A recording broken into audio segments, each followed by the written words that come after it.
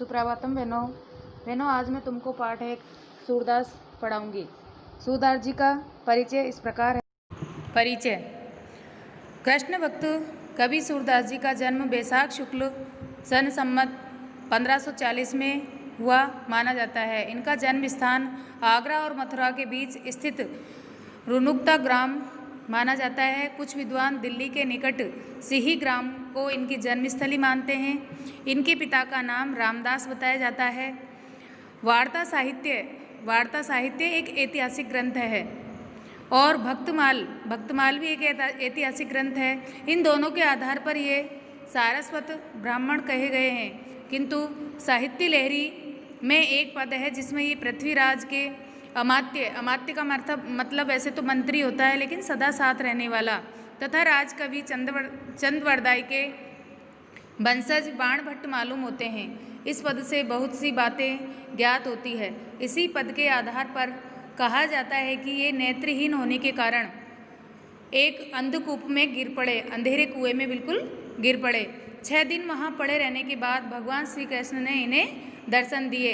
ये 6 दिन कुएं में रहे तो भगवान को हमेशा याद करते रहते थे, भगवान का भजन करते रहते थे। तो भगवान ने प्रसन्न होकर इनको दर्शन दिए और इनको सनेत्र कर दिया, यानी इनकी ज्योति वापस ला दी। इस पर सूरदास ने कहा, प्रभु जिन नेत्रों से आपके दर्शन हुए हैं, अब मैं उनसे सांसारिक पापों को नहीं देखना चाहता।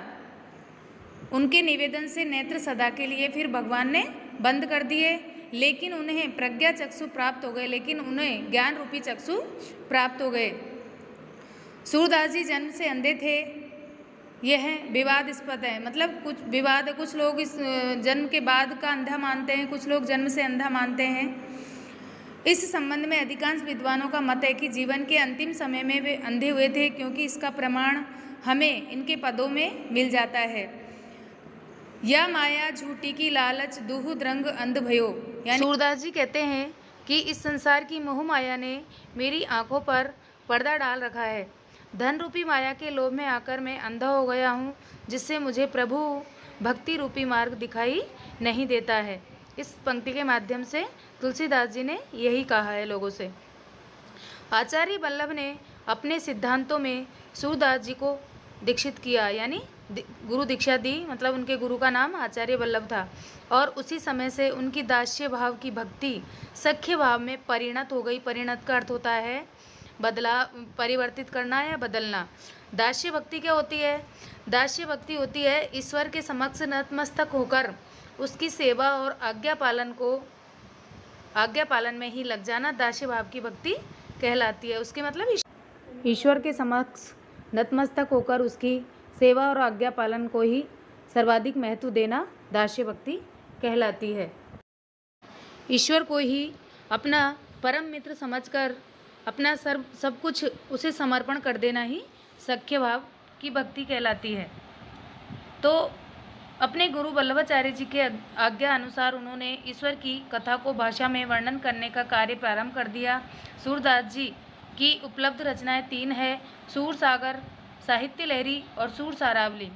सूर सागर इनका प्रामाणिक अत्युत्तम, अति प्लस उत्तम एवं श्रेष्ठ काव्य ग्रंथ है, जो इनकी कीर्ति को अक्षय मतलब कभी नष्ट नहीं होने वाला, क्षय का विलोम शब्द है ये, अक्षय रखने के लिए पर्याप्त है। सूरदास ने ब्रज भाषा का प्रयोग किया है।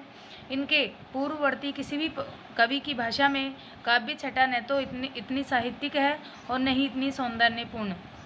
प्रस्तापित पहले पद में, यानी इस पाठ के माध्यम से कवि सूरदास जी ने 4 पदों का वर्णन किया है। तो इसमें पहले पद में कृष्ण और राधिका के प्रथम मिलन का वर्णन है।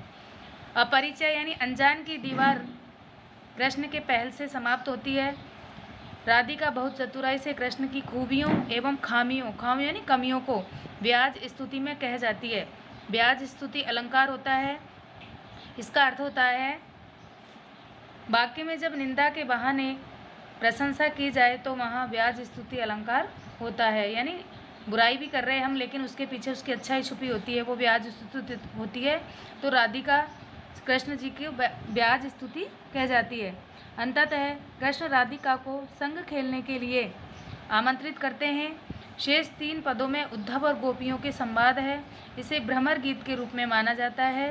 भ्रमर गीत हिंदी साहित्य में अनुपम है।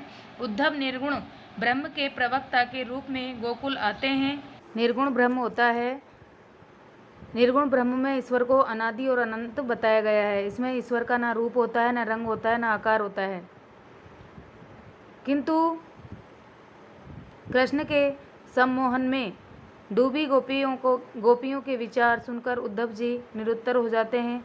गोपिकाओं के उपालंब यानी शिकायत विदग्धता और करुणा से भरे। विदग्धता का अर्थ होता है चतुरता या कुशलता से और दया से भरे हुए हैं।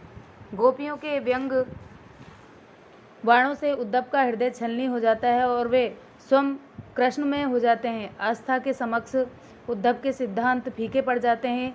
प्रस्तावित समस्त पद गेय हैं।